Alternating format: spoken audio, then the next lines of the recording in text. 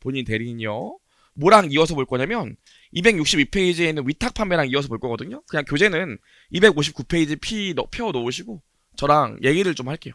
259페이지 우리 위탁 판매 얘기할 거예요. 전혀 어렵지 않고요. 구조만 보면 됩니다. 구조만요. 우리 여기 만약에 LG전자가 있어요. 그리고 여기 하이마트가 있다고요. 그리고 LG전자가 하이마트한테 물건을 보내요. 그 물건을 뭐라고 그래요? 적송품이라고 합니다. LG전자가 하이마트한테 물건을 보내니까요. 그리고 하이마트가 대신 물건을 팔아준다고요. 그래서 이걸 뭐라고 그래요? 고객이 있으면 이렇게 대신 물건을 팔아주는 걸 뭐라고 그럽니까? 위탁 판매라고 하죠. 네가 대신 좀 팔아서 나는 물건을 만들기만 하니까. 그럼 LG전자를 뭐라고 그래요? 위탁자라고 그러고 하이마트를 뭐라고 그래요? 대신 물건 받아서 팔아주는 사람이기 때문에 수탁자라고 한다고요. 그래서 우리가 재고자산에서는 수탁자 물건이 아니고 위탁자 물건이기 때문에 위탁자는 수익 인식을 수탁자가 고객에게 팔았을 때만 한다고 그랬잖아요. 근데 기억나시는지 모르겠지만 이게 반쪽짜리라고요.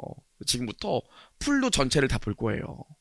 지금 일반적으로 여러분 이런 위탁 판매 같은 경우엔 이걸 판단하셔야 되는데 요 하이마트가 본인일 때가 있고요.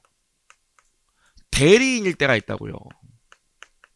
하이마트가 물건을 받아서 파는 애가 본인인 경우가 있고 대리인인 경우가 있는데 본인인 경우에는 실제 요 물건의 소유권이 하이마트에 이전됐다고요. 하이마트가 얘한테 물건을 사와서 얘가 물건을 파는 경우고요. 대리인 같은 경우는 우리 재고자산에서 배웠던 것처럼 물건을 내가 얘 걸 받아다가 대신 팔아주는 경우라고요.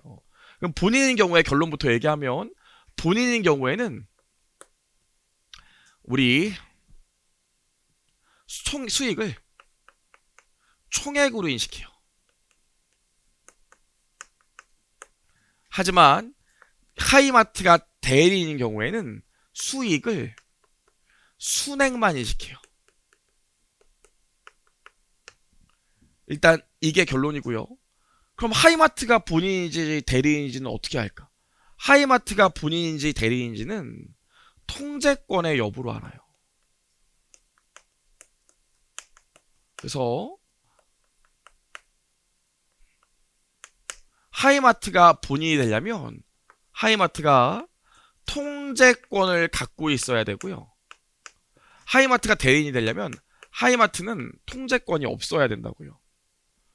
그럼 우리 통제권이 뭔지 잠깐만 보겠습니다. 거기 교재 보시면 네, 일단 한번 차분히 읽어볼게요. 먼저 여기까지 얘기한 거에 대해서 본인 고객에게 재화나 용역을 이전되기 전에 기업이 그 특정 재화나 용역을 통제한다면 이 기업이 본인이다. 본인이 기업이 수행 임무를 이행할 때 기업은 이전되는 특정 재화나 용역을 이전하고 그 대가로 받을 권리를 갖게 될 것으로 예상하는 대가에 총액을 수익으로 인식한다. 그럼 해당되는 재화나 용역에 대해서 통제권을 갖고 있으면 나는 본인이 되고 본인이 되면 수익을 총액으로 인식한다고요. 이거 우리 어디서 들었는데? 언제 들었죠? 쿠팡 기억나요? 쿠팡 사례? 쿠팡? 쿠팡 같은 경우 어떻게 해요? 쿠팡 같은 경우에 CVP가 많이 어려우셨나 보네요. 분위기가 좀 축축 처지는데요. 그렇죠. 쿠팡 같은 경우에 보면 저번에 얘기했지만 직매입이랑 오픈마켓 구조가 있다고 했던 거 기억나시죠? 오픈마켓이요. 그럼 직매입 같은 경우에는 뭐라고 그랬어? 쿠팡이 물건을 직접 사와서 직접 팔기 때문에 100원짜리 물건을 팔면 100원을 다 수익으로 인식한다고 그랬죠. 하지만 오픈마켓 같은 경우 야 니네 물건 진짜 좋겠다. 우리 사이트 들어와서 자판 깔고 물건 팔아. 대신 우리 사이트에서 물건 팔아서 네가 수익을 올리면 그 수익의 몇 프로를 나한테 수수료로 달라고 그랬잖아요. 그래서 오픈마켓 같은 경우엔 100원짜리 팔면 쿠팡이 수익으로 인식할 금액은 수수료 한 10원? 요 정도 된다고요. 어렵지 않죠? 우리 이거 저번에 얘기했었잖아요. 요 경우에 직매입은 쿠팡이 통제권을 갖고 있겠어요? 안 갖고 있겠어요? 쿠팡이 물건을 사왔기 때문에 내 마음대로 할 수 있다고요. 이 경우엔 쿠팡이 통제권을 갖고 있는 경우이기 때문에 쿠팡이 본인으로 봐요. 요 물건에 대한 이 거래에 대한 본인으로 본다고. 그래서 쿠팡의 수익을 어떻게 인식해요? 총액으로 인식하는 거예요. 어렵지 않죠? 그럼 우리 대리인 한번 볼게요. 대리인을 보시면 기업이 수행 의무가 다른 당사자가 특정 재화나 용역을 제공하도록 주선하는 것이라면 그 기업은 대리인이다. 밑에 보시면 대리인은 기업이 수행 의무를 이행할 때 이 기업이 다른 당사자가 그 특정 재화나 용역을 제공하도록 주선하고 그 대가를 받을 권리를 갖게 될 것으로 예상하는 보수나 수수료 수익을 인식한다 나와 있죠. 계속 읽어보시면 맨 밑에 뭐라고 나와 있습니까? 그 당사에 지급한 다음 남은 순액일 수 있다 나와 있죠. 그래서 대리인 같은 경우엔 통제권이 없기 때문에 수익을 순액으로 인식한다고요. 이거 보세요. 오픈마켓 같은 경우에 우리 사이트에 들어와서 물건을 파는 거지 내가 실제로 이거에 대해서 아무런 책임도 안 진다고요. 쿠팡은 오픈마켓 같은 경우에. 저번에 재고자산도 얘기했지만 오픈마켓 같은 경우는 어떻게 돼요? 물건이 안 팔리면 이 사이트에 들어와서 팔던 애가 그냥 가져가는 거지 쿠팡이 책임지는 게 아니라고 그랬죠. 요 경우엔 쿠팡이 대리인이기 때문에 수익을 뭐만 인식한다고요? 수수료, 순액만 인식한다고요. 어렵지 않죠? 그럼 본인과 대리인을 구분하는 게 제품에 대한 재화나 용역에 대한 통제권으로 구분한다고 그랬는데 도대체 통제권이 뭔데요? 셀프 스터디에 나와 있습니다. 통제권을 보시면